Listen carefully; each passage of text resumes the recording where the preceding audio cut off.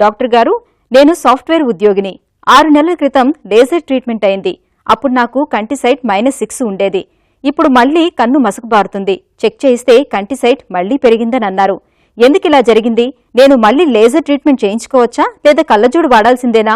మీ సలహా ఏంటో తెలియజేయండి అని అడుగుతున్నారు. ఈ ప్రశ్నకు ఆప్థమాలజిస్ట్ డాక్టర్ జైపాల్ రెడ్డి గారు సమాధానం అందిస్తారు.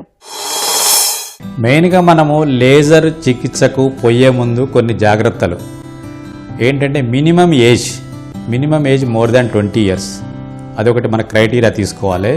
ఇంకొకటి ఏంటంటే మన పవర్, మనకేదైతే ఆ గ్లాసెస్ పవరు, మనకు ఐ పవర్ ఏదైతే ఉందో అది స్టెబిలైజ్ కావాలన్నమాట. ఇప్పుడు -6 అనుకోండి, -6 ఒక 2 years ఉంటే అది పెరగటం లేదని అనుకోవాలి మనం.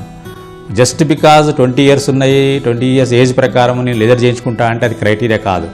మెయిన్ ఏంటంటే మన పవర్ ఏదైతే ఉందో అది స్టెబిలైజ్ కావాలన్నమాట. ఒక 2 years వరకు పెరగకుండా ఉంటే చేయించుకుంటే మళ్ళీ పెరిగే అవకాశం ఉండదు. కాబట్టి ఇప్పుడు మళ్ళీ ఆ మస్క బారిందంటే కొన్ని రోజుల తర్వాత యూజర్ లేజర్ చేయించుకున్న తర్వాత కూడా కొంతమందికి కొంచెము ఐ పవర్ మళ్ళీ వస్తుంటుంది అనమాట. ఐబాల్ సైజ్ అనేది పెరుగుతుంటే మళ్ళీ కొంచెం పవర్ వచ్చే అవకాశం ఉంటుంది, మళ్ళీ కానీ మస్క బారడానికి అవకాశం ఉంటుంది. కాబట్టి మళ్ళీ గ్లాసెస్ వాడాల్సి వస్తుంది.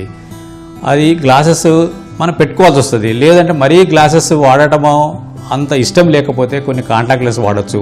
మళ్ళీ అలాగే మీరు ఎవ్రీ 1 year 2 years కొన్ని రోజులు వెయిట్ చేసి మళ్ళీ పెరుగుతుందా లేదా, ఆ -1 -2 ఎంత పవర్ అయితే మళ్ళీ వచ్చిందో లేజర్ చేయించుకున్న తర్వాత అదే పవర్ ఉందా అని దాని ప్రకారంగా మనం కొన్ని రోజులు దాన్ని వెయిట్ చేసి అది స్టెబిలైజ్ అయిన తర్వాత మళ్ళీ కూడా లేజర్ చేయించుకోవచ్చు.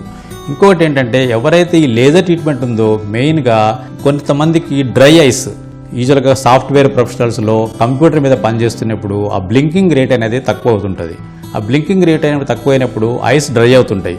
ఎవరైతే లేజర్ చేయించుకోవాలి, మెయిన్లీ సాఫ్ట్వేర్ ప్రొఫెషనల్స్ లేజర్ చేయించుకోవాలి అనుకుంటే ఆ ప్రొఫెషన్ మెయిన్ థింగ్ ఆ డ్రై ఐస్ ముందు కొన్ని సైడ్ ఎఫెక్ట్స్ అవి కొన్ని రోజులు ఉంటాయి.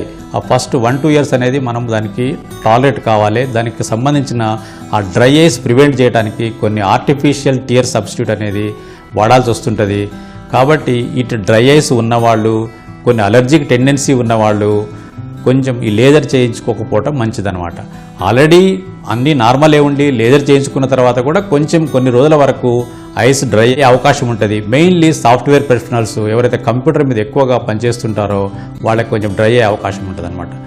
దీంట్లో ఏంటంటే మీరు మెయిన్గా తీసుకోవాల్సిన జాగ్రత్త ఏంటంటే ఆల్రెడీ కన్ను మసక బారింది కాబట్టి, ఆల్రెడీ కొన్ని పవర్ వచ్చిందన్నారు కాబట్టి ఇంకా కొన్ని రోజులు వెయిట్ చేసి ఎప్పుడైతే ఐ పవర్ పెరగటం ఆగిపోతుందో, స్టెబిలైజ్ అవుతుందో చూసుకోండి.